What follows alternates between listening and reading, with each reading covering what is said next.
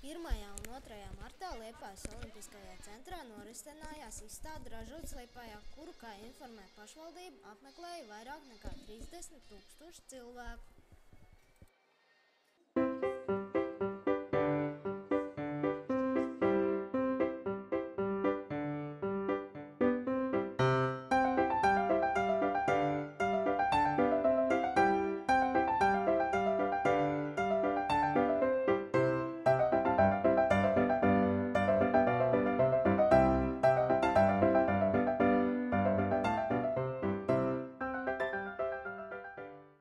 Pasākumā varēja degustēt dažādas liepājnieku gatavotos gardumus un apskatīt liepājnieku radošās biznesa ideju pieejas, aprunāties ar pašiem uzņēmējiem, iepazīties un iegādāties viņu piedāvātās preces.